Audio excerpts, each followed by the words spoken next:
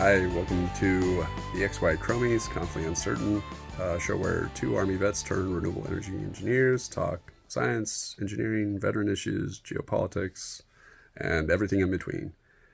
I'm your host, Pearson Guest. I am joined by my co-host, Richard Ellis. We didn't do an intro because we cut our video in half and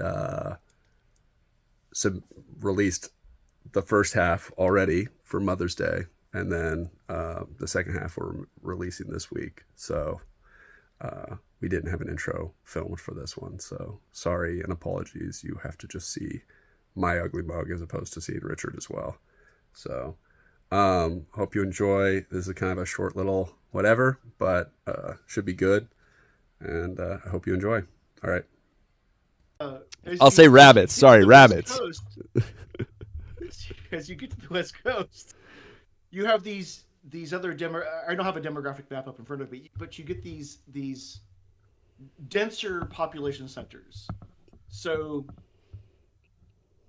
Seattle is vastly more populated than the bigger cities in Oregon, but they're on a par with these population concentrations.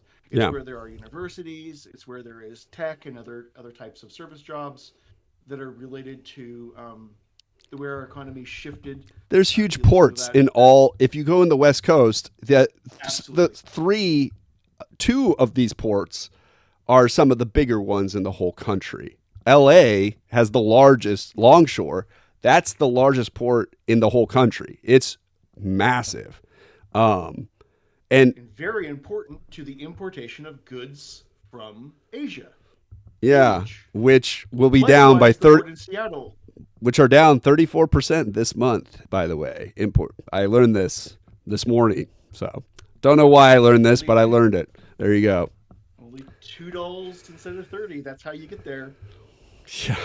Dolls, dude. Dolls.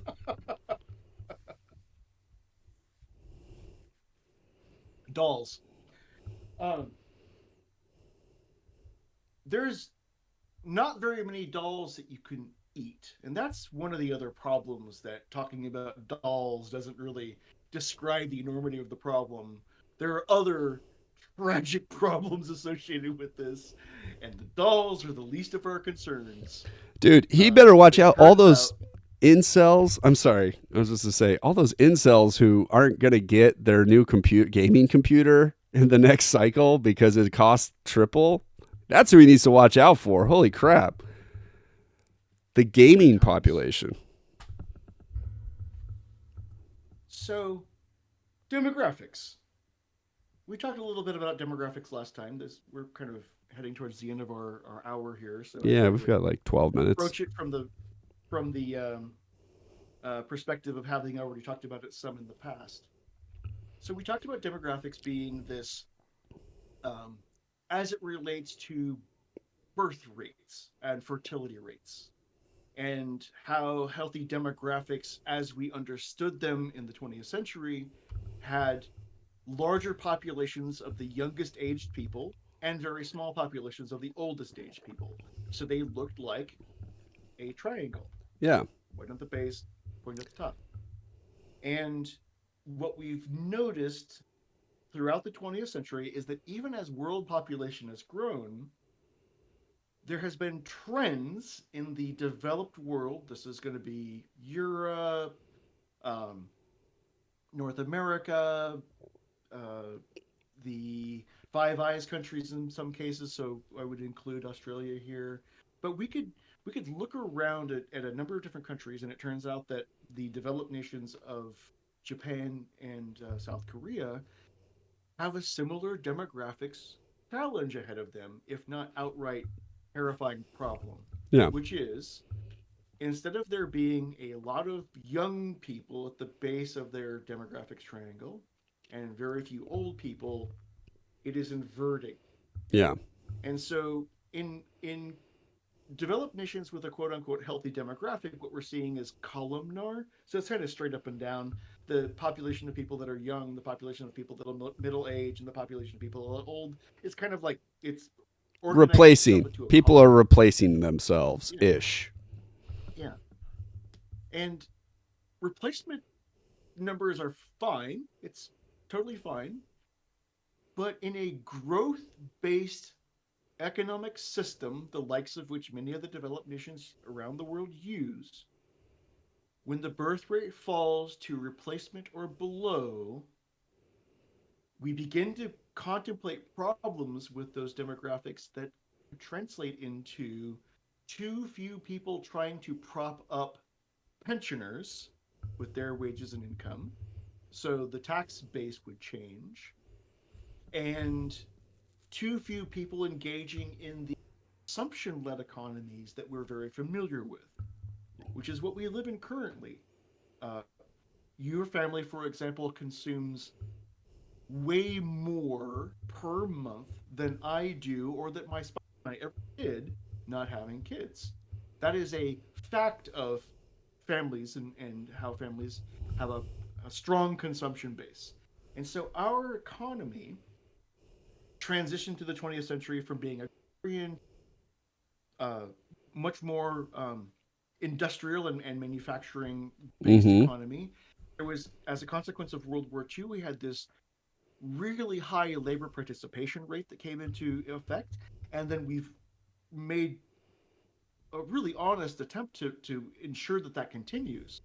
So the prosperity that we live through the later 20th century is largely a consequence of the economic theories that went into place Yeah.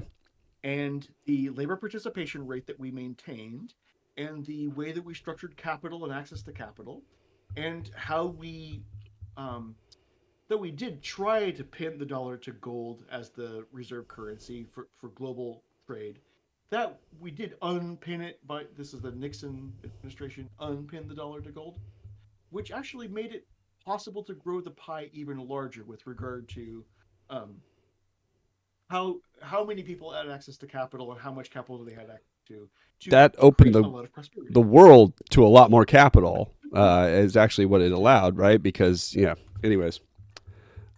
But it was right during that time that the baby boom generation was so yeah, if you were born in 1950, you turned 20 in 1970. There is this not cadre, what's the word I'm looking for? There's a word a collective word for this, but this population of people was entering adulthood right about the same time that Nixon was in office and made some of these financial strategies and changes. And this is this is a population.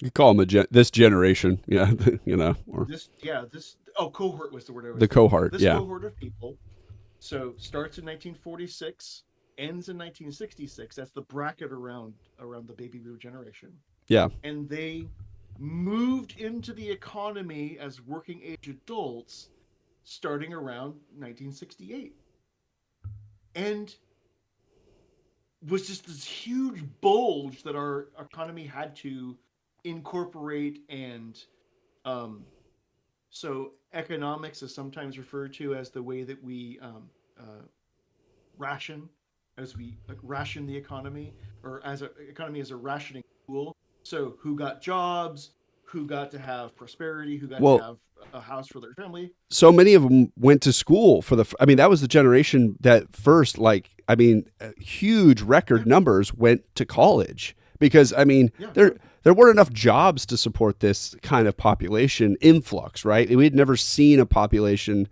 jump like that in the U.S. Baby boomers were a freak. It was a freak, um, yeah. and But yeah, so it led to this that. population led the consumption based economy.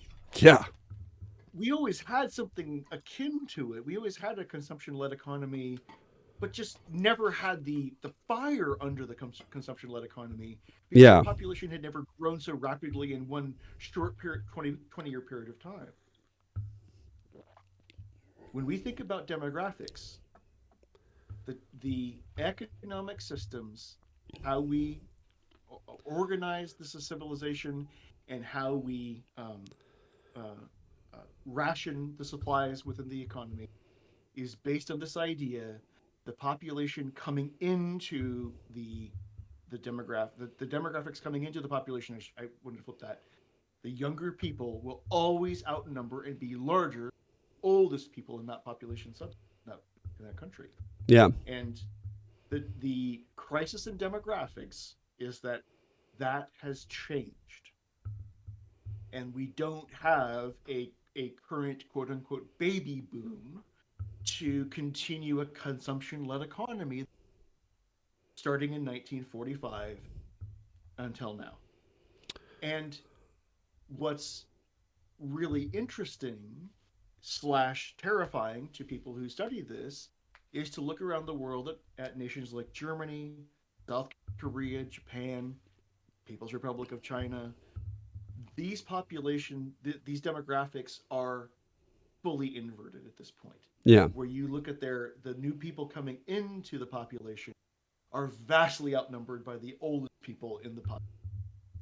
And that means that those countries will have to contemplate and put into place economic systems, ways of rationing the economy, ways of rationing the goods of the economy and the economy in a totally different way than was modeled for us since the mid-century. And that's one of the interesting consequences of demographics, and why studying demographics can be a really interesting pursuit. Please. Yeah. So a couple things come to mind when you say this, because one thing I think of is like, well, a lot of the wealth is stuck in the oldest demographic, right? Typically, like they have the most amount of capital. When they go into retirement, they stop allocating that capital, right? Now, I've heard that these assisted living facilities and homes and stuff, they're the most expensive real estate on the market out there. I mean, they're charging some of these people 5 to 8 to 10 grand a month to live in these facilities, right? So these facilities are extracting the wealth from the baby boomers, but it's only going to like what, one or two major mega conglomerates that probably own most of this. Probably Essex Suites and Berkshire Hathaway owns one of these facilities, I'm guessing, and BlackRock probably, who knows. So one thing is finding out a way to extract the wealth and or at least transfer that wealth from the older demographic to the lower demographic who's going to have to support it. So there needs to be a system in place to figure out how to do that in a way where everything doesn't cost a shit ton of money. So I'm not an economist. I don't know how to solve that problem, but that seems like a problem we need to solve. On a separate issue, I've been thinking about unrealized gains for a long time. You know what's been bugging me so much is the stock market. Now, I don't study the stock market at all, but something that's bugged me and something this guy Max brought up was the financialization of like the market. Like we're going from a services based economy. So by the way, to continue where, your evolution that you said, we were an industrialized economy until like the mid 80s. And then we started to shift into a service based economy. And that's the best type of economy where people are working white collar work, by the way. And because frankly, and people will find this out if we do ever move some factories back to the US, which I don't think we will really move that many back here, but whatever. Anyways, if we move some factories back here, you're going to find out that work really sucks. We've brought this up before. But Max mentioned, and he's getting this from a different economist who said we would go from a services economy to the financial economy, where the financial economy is trying to extract wealth from itself in a way. And it's made me, I keep revisiting Elon Musk's purchases of his own companies with his own companies. And he's done this a couple times in the last couple months. It's crazy. First, what he did is he used XAI, which he got the banks to valuate at like $80 billion with only less than $20 billion worth of investment, by the way. The banks, get kickbacks for these kind of ratings that they give. He used that leverage to purchase Twitter. And then he used Tesla to buy both of those companies from himself somehow. All of this was done using his share values in his companies as collateral for loans from the bank. Now, the reason we've never been able to tax the stock market is because the stocks are going up and down. And until you sell your stocks and take that money, those are unrealized gains. And that's always been the reason why we can't tax this. But my thought is, if you can get a bank to issue you a loan based on a pegged value, because they have to go, okay, the stock price is, Tesla's worth this much, $250 a share right now. So we're giving you a loan based on the amount of shares that you have for this to make a purchase of this thing over here. Like, that is realizing the amount of money that you own at that moment to make a loan. That should be taxed right then and there. For one, I know this has nothing to do with demography necessarily, but I just want to talk about some of the problems in our economy. This one's been bugging me a lot lately, and him bringing up the financialization really has just been like gnawing at me. On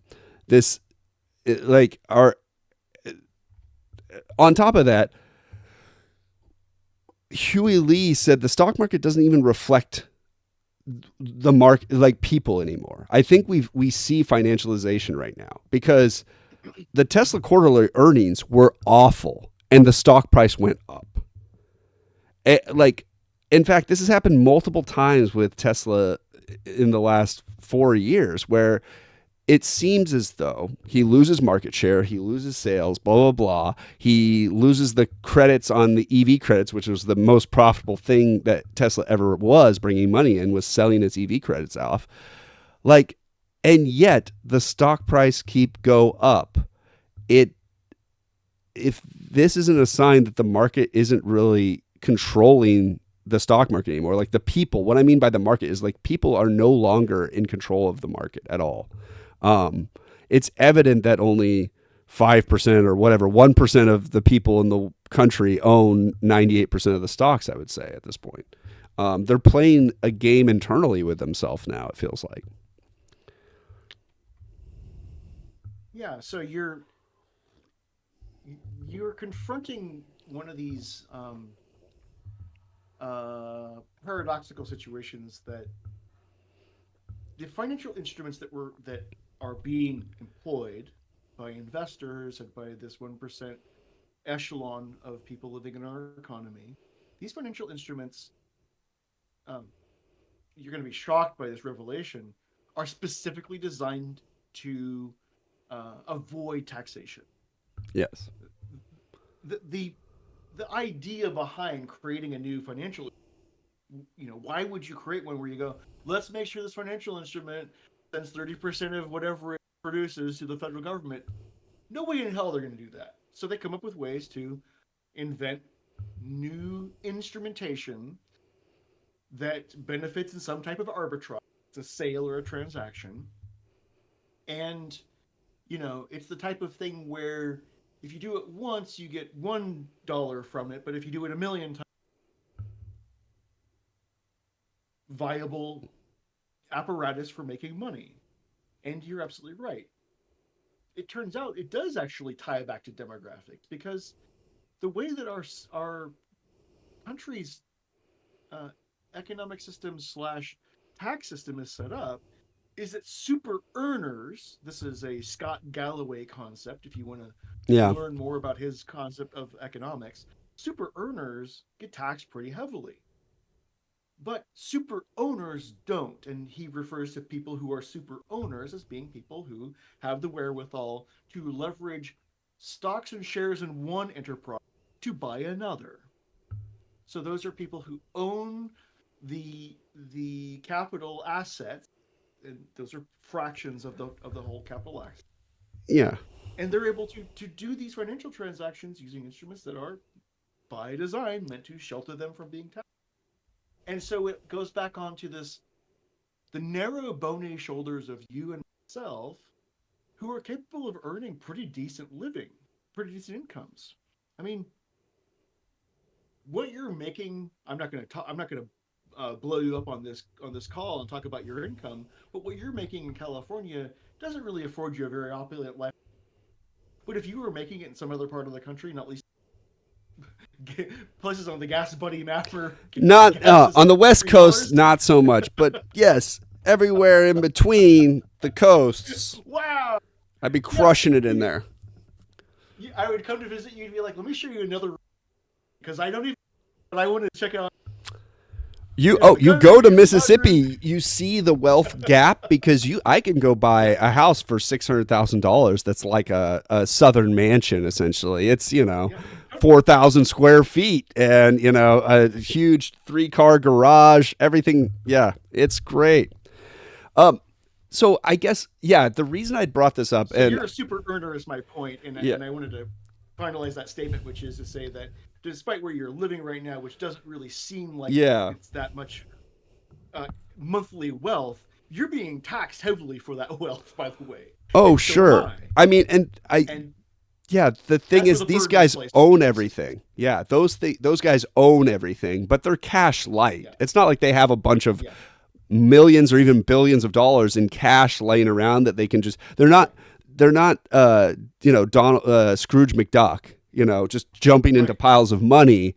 It's all in stock. I mean, at the end of the day, we've devalued the dollar value. Everything has been shifted to the stock price and stock because it's untouchable right now by the tax system. And that's kind of my whole point.